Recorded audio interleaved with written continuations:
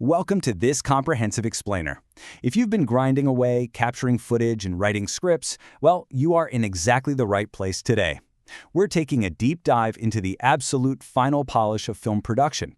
We're going to break down the very elements that separate an amateur home video from a professional, polished cinematic experience. Think of this as a step-by-step masterclass, where I'll give you the practical knowledge you need to finalize your own short film, focusing heavily on how we open our films, how we close them, and all that invisible magic that happens right in between. So let's kick things off with a quick question to get those cinematic gears turning. Have you ever really noticed the scrolling text at the very start of a movie? Think about the last time you sat down in a theater or just chilled on your couch. Before the main character even speaks a single line of dialogue, you're presented with names, logos, and music. Now, to the untrained eye, this might just seem like some boring legal requirement, but to a filmmaker, this is a prime piece of creative real estate. Here is our Masterclass syllabus for today. First, setting tone with opening credits. Second, the village and end credits. Third, post-production magic. And finally, assembling your final film. Now, to really understand the power of that opening text, we need to look at an essential academic concept called a paratext. Researchers Matamala and Herrero define paratext as the materials surrounding a film. We're talking things like trailers, teasers, promotional posters, and yes, opening credits. Think of a paratext as having a mediatory function. Its entire job is to gently, or sometimes forcefully, transition the spectator from the real world, the extra-textual world of eating popcorn and checking your phone, into the immersive, textual world of the film itself. Section 1. Setting tone. The art of opening credits. Film and video production expert Matt Crawford hits the nail on the head here when he states that opening credits set the tone for a cinematic masterpiece before a story begins. I love this because it brilliantly illustrates how opening credits act as a psychological bridge. They are an art form all on their own. By the time the actual narrative starts, your audience's expectations and emotions have already been primed. You've essentially already told them how they should feel. The crucial point here is that opening credits use a strategic mix of elements for maximum impact. The anatomy basically consists of three main layers. First up, you have superimposed written texts, your logos and your titles. Second, you have visual elements, and these aren't just blank screens anymore. They often feature actions, places, or characters that are highly relevant to the plot. And third, audible elements. This could be incidental speech, a carefully chosen song, or a score that sets a very specific atmosphere. Filmmakers use this exact formula to defy conventions and hook you instantly. To really ground this concept, let's look at a legendary example.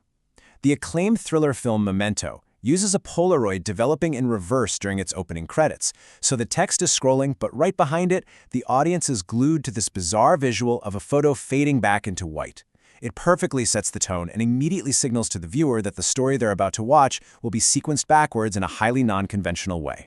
So think of these opening moments as a carefully constructed bridge. As a student filmmaker, you really don't want to just drop your audience into a scene cold. You want to use this bridge to guide your audience away from their daily lives, away from their stress and their reality, and march them straight into the specific atmosphere of your art. It's your first impression, so you've got to make it count.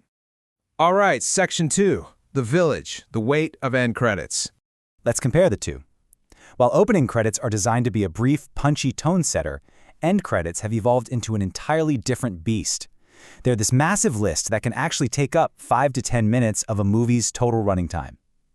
Basically, opening credits are about the art, but end credits are all about the people. I absolutely love this quote from Michael Murphy at the New York Times because it perfectly frames why end credits are so incredibly long today. He describes them as a blur of acknowledgement of the village it took to stage a superhero battle or bring robots to photorealistic life. And it's true. Whether you're making a Hollywood blockbuster with thousands of visual effects artists or a student film with just 3 of your friends holding boom mics in a garage, it takes a village. The end credits are your massive public thank you note to every single person who helped bring your vision to reality. But how do you make sure audiences actually sit through that massive thank you note? Well, filmmakers turn the credits into an immersive experience. They pack them with dazzling visual effects, hilarious bloopers, retakes, or those famous hidden scenes that tease a sequel. This strategy keeps the audience glued to their seats right up until the theater lights finally come on, which ensures the village gets the respect and visibility they absolutely deserve. Moving on to Section 3, post-production magic, the invisible magic wand. Post-production is basically your invisible magic wand. It's the final stage of filmmaking where video editors perform their absolute magic. This is the exact moment where you take raw, disorganized, out-of-order footage and stitch those pieces together seamlessly. The entire goal here is to elevate the overall visual experience so that the audience never ever notices a camera was turned on and on again. But smooth editing absolutely relies on having adequate coverage. And what does that actually mean? It means during production, you need to shoot plenty of varied shots so you have a robust toolkit to choose from later. Let's say you have continuity errors, like an actor's hair magically changing between takes. You can use cutaways and close-ups to completely hide those mistakes. If you need to show the passage of time, you can effectively use fades and dissolves. Add in some color correction and visual effects, and suddenly you're building a highly compelling narrative from fragmented video clips. And we can't forget audio, which is a massive part of post-production. When you embed music to add appeal, you have to be highly strategic. You have to ensure the music matches the specific emotions being portrayed by the characters at that exact moment. But there's a golden rule of film editing you have to remember. Never, ever let your sound effects or your swelling musical score drown out a character's dialogue. If the audience can't hear the story, the magic is instantly broken. Decades ago, doing all of this required millions of dollars in highly specialized equipment. But listen to this insight from Kay McCurdy. Filmmaking today has a new standard of quality and professionalism at one's fingertips. What's truly empowering for student filmmakers today is that accessibility and affordability have completely leveled the playing field. The magic of digital editing tools is readily available, often at absolutely no cost, meaning anyone with a smartphone or a laptop can produce a highly professional-looking movie. Okay, Section 4. Assembling your final film. Practical application. Before you even touch your editing software, you need a blueprint to calculate your running time. By mapping out exactly how much time you're going to dedicate to your opening credits, your different acts, and your end credits, you create a solid plan.